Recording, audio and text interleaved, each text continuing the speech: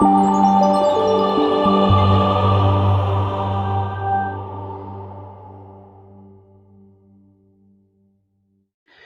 saya Hassan bin Abdul Aziz. Sebagai wakil dari kumpulan ini ingin memperkenalkan ahli kumpulan saya yang lain. Terdiri daripada rakan saya sendiri iaitu Megat Daniel Haziq bin Megat Muhammad Kasim, seterusnya Muhammad Ikmal Khairil Afif bin Muhammad Iqbal dan juga Muhammad Nur Haris bin Nur Hasmizi. Assalamualaikum warahmatullahi wabarakatuh dan salam sejahtera. Hadirin yang dihormati, sebelum saya memperkenalkan ahli-ahli panel kita pada hari ini, izinkan saya, Muhammad Nur Haris bin Hasmizi, selaku pengurusi forum anda online pada hari ini untuk mengulas lebih lanjut berkenaan topik forum kita pada hari ini. Tajuk forum pada hari ini ialah tanggungjawab sosial pada isu COVID-19. Seperti yang kita tahu, COVID-19 telah melanda kita dari awal tahun 2020 sehingga sekarang. Negara kita juga tidak terlepas daripada wabak ini sejak setahun yang lalu. Seluruh warga Malaysia perlu memainkan peranan untuk mengurangkan wabak COVID-19 ini. Apa pendapat hadirin semua jika ditanya tentang tanggungjawab sosial? Pada pendapat saya, tanggungjawab sosial adalah satu kemampuan refleksi seseorang individu terhadap pandangan hidup dipegang tentang keadilan dan kebajikan demi kesejahteraan hidup bersama. Tambahan pula, tanggungjawab sosial adalah konsep yang merujuk kepada peranan dan kewajipan pelbagai pihak, sama ada pihak individu, masyarakat, organisasi-organisasi dan juga pihak kerajaan secara ekonomik dan mengambil kira keadaan persekitaran di sosial di sekeliling mereka. Konsep tanggungjawab sosial ini telah lama dipraktikkan sejak bermulanya tamadun manusia. Dan seterusnya, terdapat tiga pihak yang mempunyai tanggungjawab sosial terhadap wabak COVID-19 ini, iaitu pihak individu, organisasi di Malaysia dan juga pihak kerajaan. Sebelum kita mendalami tajuk kita, saya ingin memperkenalkan ahli-ahli panel kita pada hari ini. Panel kita yang pertama iaitu saudara Megat Daniel Haziq bin Megat Muhammad Kasim. Selamat datang saudara. Apa khabar? Khabar baik. Seterusnya, ahli panel kita yang kedua ialah Encik Hassan bin Aziz. Selamat datang saudara. Saudara Hassan, apa khabar? Alhamdulillah, khabar baik. Dan akhirnya, panel kita yang terakhir ialah saudara Muhammad Iqmal Khairil Afif bin Muhammad Iqbal. Apa khabar saudara? Khabar baik, Alhamdulillah. Bagaimana pula dengan saudara pengurusi majlis? Alhamdulillah, saya baik-baik sahaja. Baiklah, selesai sudah sesi perkenalan bersama ahli-ahli panel kita. Hadirin yang dihormati sekalian, apakah tanggungjawab sosial yang harus dilakukan oleh seseorang individu untuk kita mengurangkan wabak COVID-19 ini? Izinkan saya mengajukan soalan ini kepada ahli panel kita iaitu saudara Megat untuk menjawab soalan ini. Silakan saudara. Bismillahirrahmanirrahim. Terima kasih kepada saudara pengerusi, saudara Nur Haris. Assalamualaikum dan salam sejahtera kepada sidang hadirin yang dihormati sekalian. Sungguh menarik persoalan yang diajukan oleh saudara pengerusi tentang isu COVID-19. Apakah sebenarnya tanggungjawab sosial terhadap isu COVID-19 supaya penularannya dapat dicegah? Bermimpikah kita risiko COVID-19 dapat dikurangkan dengan menjalankan tanggungjawab sosial? Saudara pengerusi, ahli panel dan sidang hadirin, kita tidak bermimpi di siang hari kerana setiap individu mempunyai tanggungjawab sosial terhadap isu COVID-19. Oleh itu, terdapat beberapa perkara yang boleh dilakukan oleh setiap individu bagi memenuhi tanggungjawab sosial mereka terhadap isu COVID-19. Sebelum saya memulakan hujah, perlu diketahui bahawa takrif individu adalah orang perseorangan atau manusia seorang diri, di mana keindividuan adalah sifat yang membezakan seorang daripada yang lain. Takrif ini saya petik daripada portal PRPM iaitu Kamus Dewan Bahasa dan Pustaka. Berdasarkan situasi wabak COVID-19 yang sedang melanda dunia kali ini, jelaslah bahawa semua pihak mempunyai tanggungjawab sosial masing-masing. Antaranya ialah tanggungjawab sosial terhadap isu COVID-19 dari perspektif individu. Pada waktu musibah seperti COVID-19 ini, perkara yang boleh dilakukan setiap individu bagi mengelakkan risiko jangkitan adalah dengan menjaga kebersihan diri seperti membasuh tangan, menggunakan sabun, memakai sanitizer sekerap mungkin dan menggunakan sabun mandi antibakteria seperti Dettol dan Lifebuoy. Hal ini dapat mencegah diri daripada dijangkiti bakteria COVID-19. Sehubungan dengan itu, antara tanggungjawab sosial individu adalah sentiasa mematuhi prosedur operasi standard SOP yang telah ditetapkan oleh kerajaan. Contohnya, semasa berada di luar rumah, individu hendaklah sentiasa memakai pelitup muka, menjaga jarak antara satu sama lain dan mengelakkan diri daripada mengunjungi kawasan dan tempat yang sempit, sesak dan ramai. Selain itu, sekiranya seseorang individu mempunyai simptom atau merupakan kontak rapat dengan individu positif COVID-19, individu tersebut hendaklah mengambil inisiatif untuk mengasingkan diri sendiri dalam tempoh masa yang telah ditetapkan oleh kerajaan supaya bakteria tersebut tidak berjangkit kepada individu lain, dan mereka juga perlulah melaporkan perkembangan semasa mereka kepada kerajaan melalui aplikasi MySejahtera agar tindakan sewajarnya dapat ditentukan. Bagi pesakit COVID-19 yang telah disahkan positif sama ada melalui test kit atau PCR COVID-19 test, hendaklah memuat naik status terkini di aplikasi MySejahtera, menjalankan kuarantin sendiri di rumah atau pusat kuarantin dan pergi ke pusat penilaian COVID-19 CAC berdekatan bagi mendapatkan khidmat nasihat dan menjalani prosedur yang ditetapkan oleh kerajaan, iaitu pemasangan gelang khas bagi memudahkan proses pemantauan oleh pegawai kesihatan sepanjang tempoh kuarantin. Individu yang positif COVID-19 hendaklah memuat naik status kesihatan mereka setiap hari di aplikasi MySejahtera dengan menyatakan gejala-gejala yang mereka alami sehingga tamat tempoh kuarantin. Setiap individu juga hendaklah mengambil vaksin di pusat vaksinasi atau klinik kerajaan yang menawarkan program vaksinasi terdekat supaya daya tahan tubuh badan terhadap bakteria COVID-19 dapat ditingkatkan dan mengurangkan risiko jangkitan.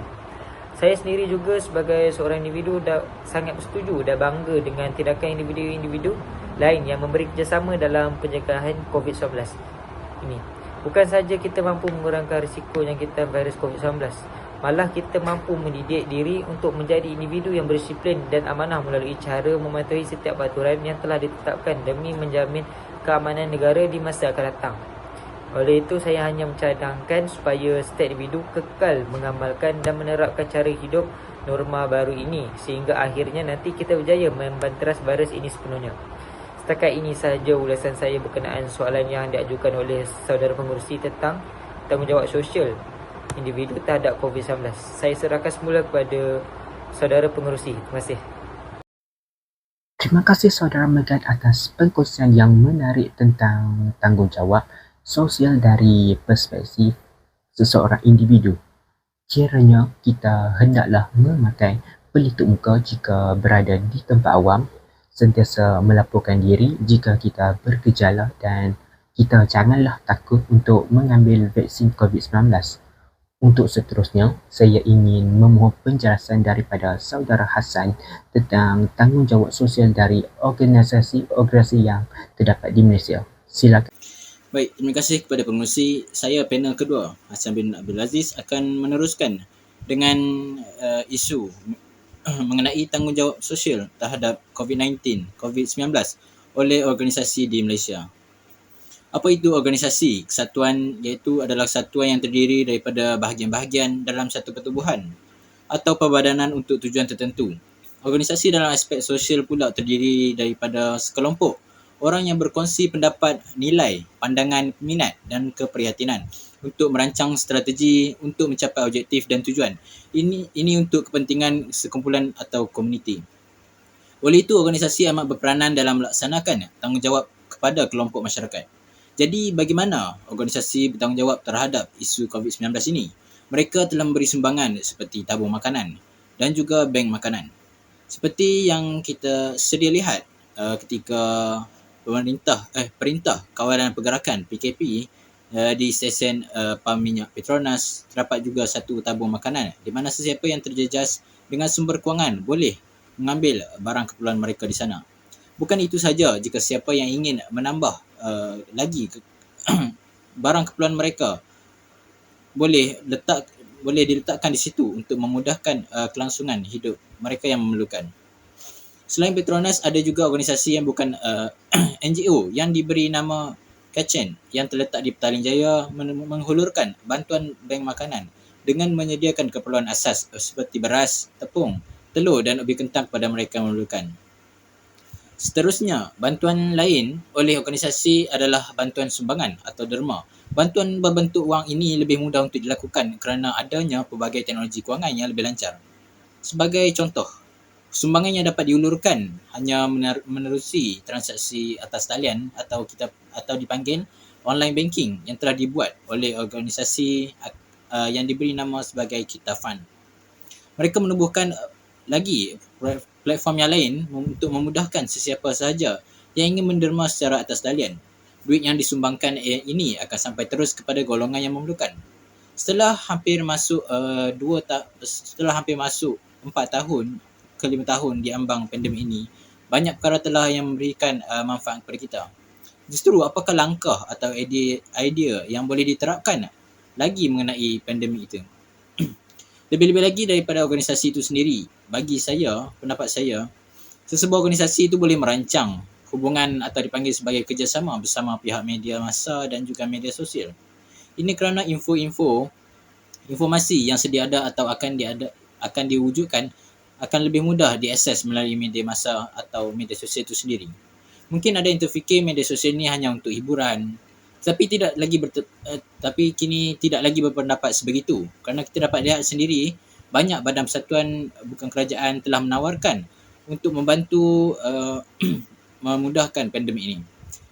Antara caranya adalah apabila ada apa-apa sumbangan ataupun derma yang kita memuat naik ke media platform seperti Instagram, TikTok, Facebook dan Twitter.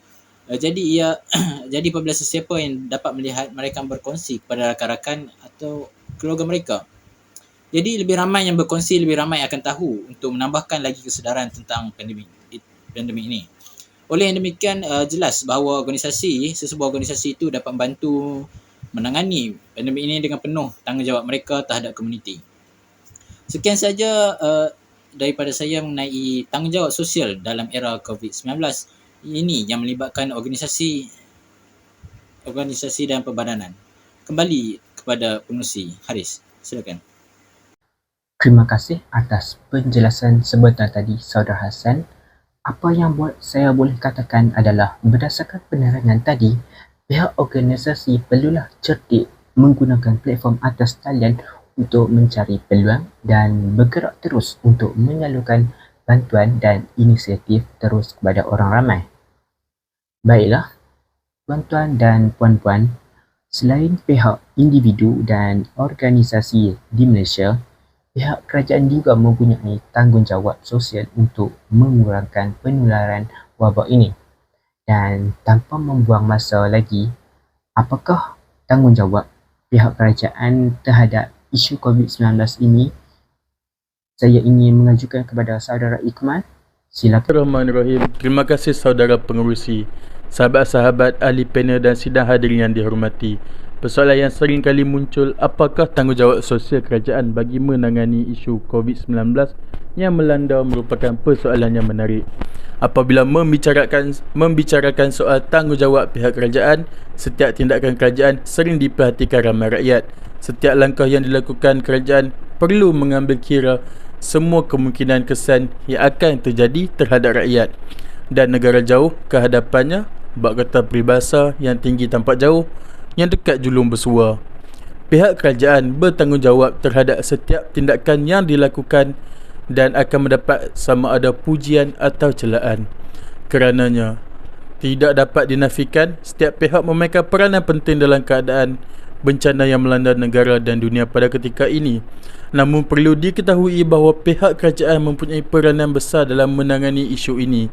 Antara tanggungjawab sosial kerajaan terhadap COVID-19 ialah pihak kerajaan membekalkan vaksin dan menyediakan pusat-pusat vaksin untuk rakyat dengan cara menanggung kos pembelian dan penghasilan vaksin serta penyediaan tempat vaksin yang selesa. Hal ini kerana harga vaksin adalah mahal dan tidak semua pihak mempunyai akses untuk mendapatkan vaksin kerana faktor-faktor peribadi. Selain itu, mengawal kelancaran proses penerimaan vaksin. Selanjutnya, untuk memastikan prosedur operasi standard dipatuhi oleh rakyat. Pihak kerajaan perlu turun tangan dan melihat secara langsung dengan membuat sekatan jalan raya ketika Perintah Kawalan Pergerakan. Hal ini kerana semua masyarakat tidak mempunyai cara berfikir yang sama dan bukan semua masyarakat menerima perintah dengan rasa terbuka. Maka akan ada segelintir masyarakat yang melanggar peraturan demi kepentingan sendiri yang akan mempengaruhi keberkesanan usaha yang dijalankan. Oleh itu, langkah yang produktif perlu diambil bagi mencegah kelakuan tersebut. Selain itu, pihak kerajaan bertanggungjawab menyampaikan perkembangan terkini COVID-19 dan memastikan rakyat menerima berita sahih supaya rakyat sedar akan seriusnya keadaan semasa dan mengambil tindakan mencegah serta tidak terpengaruh dengan berita palsu yang berlega di dalam dan di luar negara untuk mengelakkan berlaku kesalahfahaman. Mengikut pandangan saya, setiap langkah yang telah diambil oleh kerajaan sangat berkesan. Hal ini kerana kes penularan semakin lama semakin berkurang dan mampu dikawal daripada merebak dengan cepat. Namun, terdapat beberapa usaha perlu ditambah baik. Antaranya ialah daripada segi pengukuhan undang-undang bagi membanteras salah laku ketika pandemik, penjagaan jarak sosial dan kuarantin kerana masih terdapat masyarakat yang ingkar akan arahan ini menyebabkan kes COVID-19 tidak dapat dihapuskan sepenuhnya walhal bilangan kes semakin berkurang. Setakat ini sahaja saudari pengerusi. Terima kasih. Terima kasih Saudara Ikmal berkaitan input tentang peranan dan tanggungjawab pihak kerajaan untuk mengatasi wabak COVID-19 ini. Kita sebagai rakyat Malaysia mestilah peka terhadap berita tentang jumlah harian COVID-19 untuk mengetahui perkembangan status terkini COVID-19 di Malaysia. Juga, seperti telah dinyatakan oleh Saudara Ikmal tadi, pihak kerajaan telah membelanjakan berjuta ringgit untuk membeli vaksin. Apa yang boleh rakyat seperti kita buat adalah keluarlah untuk menerima vaksin supaya jumlah kes COVID-19 dapat dipekerjakan dengan secepat mungkin. Walau bagaimanapun, tuan-tuan, puan-puan dan ahli panel, terdapat juga cabaran bagi pihak yang terlibat sepanjang pandemik ini. Izinkan saya berbalik semula untuk mendapat penjelasan yang lebih terperinci dari panel kita iaitu Saudara Megat berkaitan cabaran tersebut. Silakan. Terima kasih atas soalan yang diajukan. Hadirin sekalian, terdapat banyak cabaran yang dihadapi oleh individu dan masyarakat, organisasi serta kerajaan dalam memenuhi tanggungjawab sosial terhadap isu COVID-19. Antara cabarannya adalah perubahan dari segi gaya hidup yang telah menjadi kebiasaan selama ini kepada cara yang baharu seperti amalan bersalaman diubah dengan hanya meletakkan tangan di dada. Selain itu, transaksi, komunikasi atau perjumpaan secara fizikal juga turut tidak digalakkan dan Perintah Kawalan Pergerakan dijalankan. Pada awal kemunculan COVID-19, hal ini telah menjejaskan banyak ahli perniagaan kerana perniagaan tidak dapat beroperasi secara normal dan menyebabkan kerugian yang besar terhadap syarikat. Namun, seiring berjalannya masa, kebanyakan perniagaan telah mengubah cara transaksi perniagaan mereka kepada secara atas talian. Interaksi antara ahli keluarga dan sanak saudara yang duduk berjauhan juga hanya berlaku menggunakan aplikasi panggilan atas talian. Seterusnya, ekonomi negara merosot secara mendadak kerana bahan mentah tidak dapat dieksport ke negara luar menyebabkan kemasukan hasil negara berkurang. Legokan bahan mentah turut terjadi menyebabkan pembaziran dan kerugian. Lain daripada itu, penutupan sekolah di seluruh negara. Hal ini menyebabkan pelajar ketinggalan pelajaran. Selain itu, sukar mencari peluang pekerjaan dan kebanyakan individu yang bekerja turut kehilangan pekerjaan. Hal ini terjadi kerana syarikat ingin mengurangkan kos perniagaan bagi memastikan perniagaan dapat bertahan sepanjang wabak COVID-19. Kita tidak tahu bila COVID-19 akan berakhir, tetapi yang pastinya kita perlu meneruskan kehidupan ini dengan baik. Setakat ini sahaja yang dapat saya kongsikan berkenaan cabaran dalam menjalankan tanggungjawab sosial terhadap isu COVID-19. Saya serahkan semula majlis kepada pengerusi. Terima kasih Saudara Megat atas perkongsian cabaran yang perlu dihadapi oleh pihak-pihak yang terlibat sepanjang tempoh pandemik ini. Sesungguhnya, setiap tindakan yang dilakukan ada cabarannya. Begitu juga dengan keadaan di mana sekarang ya.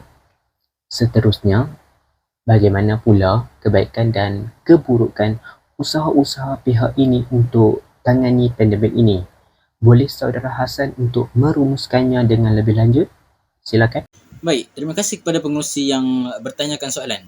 Jadi untuk mengulas lebih lanjut berkenaan soalan yang diajukan sebentar tadi, kita perlu mengetahui dan mengingatkan semula segala perihal yang berlaku dari awal tahun 2020 sehingga sekarang. Namun baru-baru ini negara kita juga dikejutkan dengan kenaikan semula bilangan pesakit COVID-19 yang mencapai paras yang agak membimbangkan. Namun ia tidaklah seteruk yang seperti sebelum ini. Terdapat banyak langkah-langkah yang telah dilakukan oleh semua masyarakat, tidak kira bangsa dan agama dalam mengurangkan wabak COVID-19 ini. Antara usaha yang kita dapat lihat adalah pertama sekali, Perdana Menteri ketika itu pada Mac 2020 iaitu Tan Sri Muhyiddin Yassin telah mengumumkan Perintah Kawalan Pergerakan iaitu PKP di peringkat awal.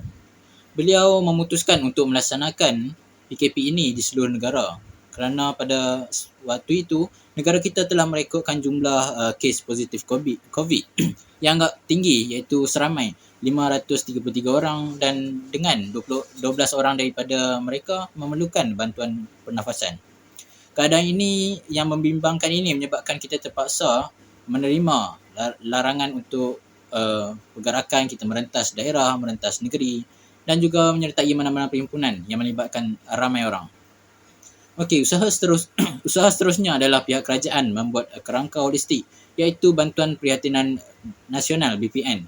Bantuan ini adalah salah satu langkah inisiatif bagi membantu rakyat Malaysia yang terjejas atau terkesan daripada sumber kewangan akibat COVID-19. Antara bantuan atau elang di bawah perhatian ini adalah elang khas untuk petugas kesihatan perubatan, elang khas untuk anggota pejabat awam, pelanggan pasar raya dan prabayar untuk yang diperuntukkan internet berkelajuan tinggi, bayaran one-off kepada pemandu teksi dan juga penangguhan bayaran ansuran cukai pendapatan kepada semua perusahaan kecil dan juga sederhana. Ketiga, tindakan hubungan kerjasama antara kerajaan swasta dan NGO penting. Seperti yang saya maklumkan sebelum ini, pihak kerajaan termasuklah Perdana Menteri kita sendiri telah melaksanakan tanggungjawabnya dengan usaha untuk mengumumkan PKP serta memberi bantuan berbentuk wang ringgit kepada rakyat yang terkesan. Apakah pula langkah yang dilakukan oleh pihak swasta serta badan bukan kerajaan NGO? Beberapa hotel telah dijadikan sebagai contoh untuk ditawarkan untuk dijadikan sebagai pusat kuarantin. Tambahan seperti Hotel di Cyberjaya telah memberi perkhidmatan sebagai pusat kuarantin kepada rakyat yang baru pulang dari luar negara. Bukan sahaja berkaitan dengan pusat kuarantin, malah hospital dan juga klinik swasta juga telah membantu kerajaan dalam menawarkan khidmat ujian saringan COVID-19 yang dipanggil sebagai RT-RPC. Ketiga-tiga usaha ini telah menjelaskan bahawa Malaysia amat prihatin serta berwaspada dalam menangani wabak ini dan juga terus menyaran orang ramai untuk sentiasa menjaga diri sendiri supaya tidak dijangkiti COVID disebabkan oleh kes COVID yang meningkat secara mendadak baru-baru ini. Baik, segala yang dilakukan oleh rakyat itu bukan untuk keuntungan diri sendiri semata-mata dan untuk masyarakat itu sendiri. Saya rasa itu sahaja daripada saya. Terima kasih dan kembali lagi kepada pengurusi kita.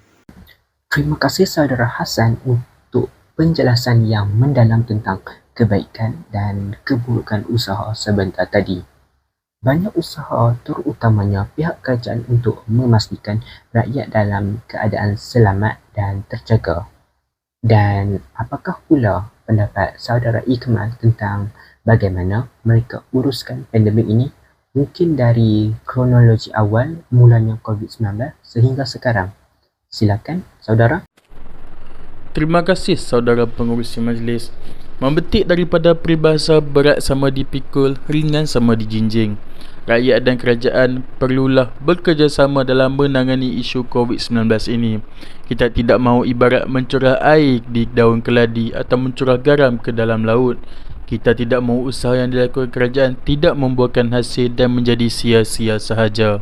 Oleh itu rakyat juga perlulah memberi kerjasama dan komitmen dalam pencegahan bencana ini. Menyentuh berkenaan kelestarian COVID-19, penularan wabak COVID-19 di negara ini bermula seawal 25 Januari 2020 selepas pelancong dari negara China yang memasuki tanah air dari Singapura disahkan menghidapi wabak itu. Walaupun berlaku peralihan kerajaan, namun misi memutuskan rantaian wabak COVID-19 tetap diusahakan. Pelbagai inisiatif dilakukan kerajaan dalam memastikan bukan sahaja wabak ini dihapuskan segera, malah kelangsungan hidup rakyat dapat diteruskan seperti biasa. Kerajaan berjaya mengawal keadaan ketika awal penularan virus ini di Malaysia dan sempat mencapai angka sifar selama 11 hari. Namun pada 27 Februari 2020, muncul kes baru yang disebabkan oleh kontak rapat dengan pesakit COVID-19 sebelumnya. Gelombang kedua terus melanda seluruh dunia termasuk negara Malaysia. Selepas pengisytiharaan darurat kesihatan awam oleh Pertubuhan Kesihatan Sedunia WHO pada 11 Mac 2020, kerajaan membuat penguatkuasaan Perintah Kawalan Pergerakan mengikut Akta Pencegahan dan Pengawalan Penyakit Berjangkit 1988 dan Akta Polis 1967 pada pertengahan bulan Mac kerana berlaku peningkatan peratusan kematian dan peratusan pesakit kronik disebabkan oleh COVID-19. Kerajaan di Malaysia memutuskan PKP dilaksanakan secara berfasa pada 1 Jun. Kerajaan melaksanakan penutupan penuh sektor sosial dan ekonomi atau total lockdown fasa 1 selama 14 hari kerana kes melebihi 8,000 kes.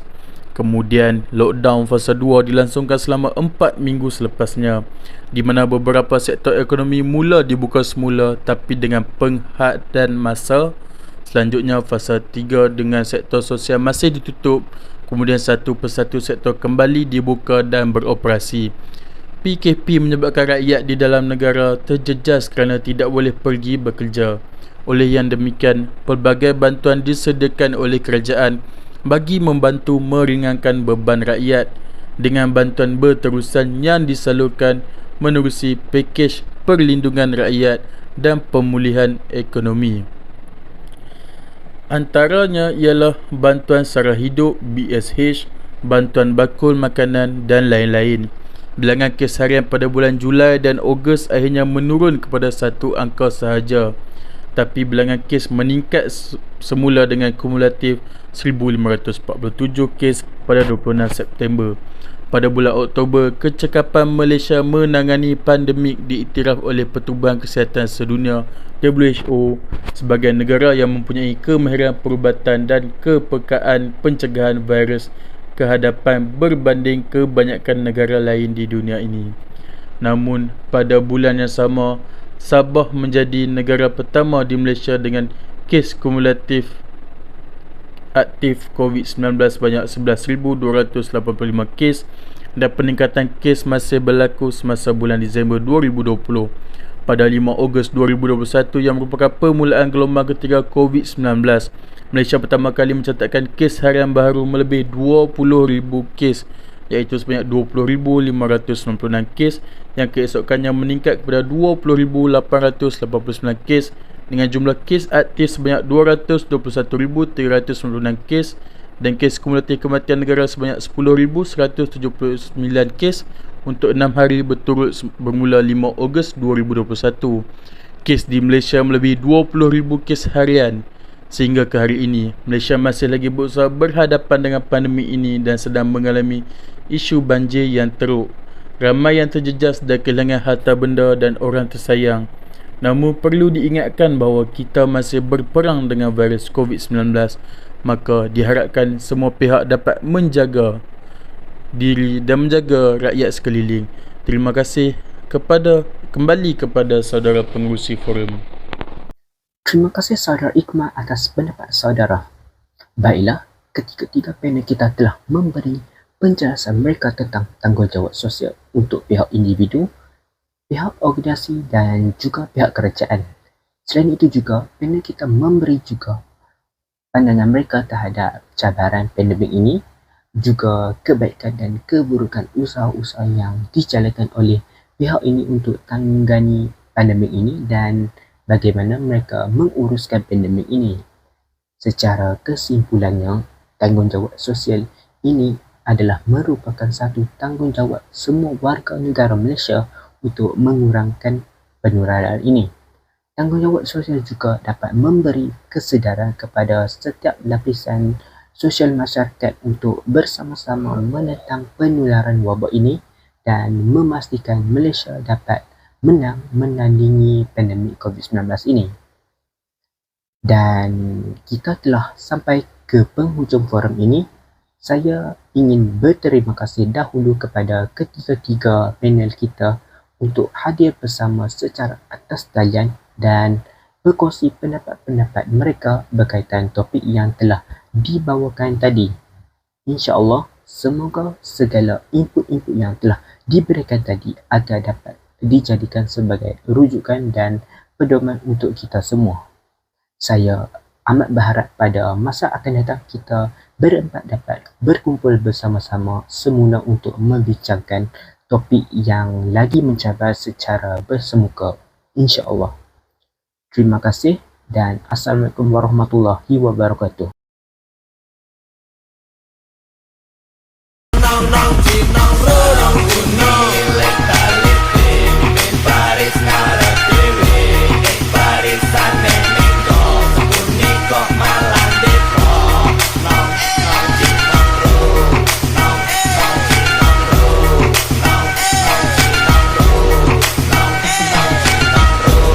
Ompong menggerang rantau kutel mandemi sep Tuyul gundul kesana kesini ngampet kendul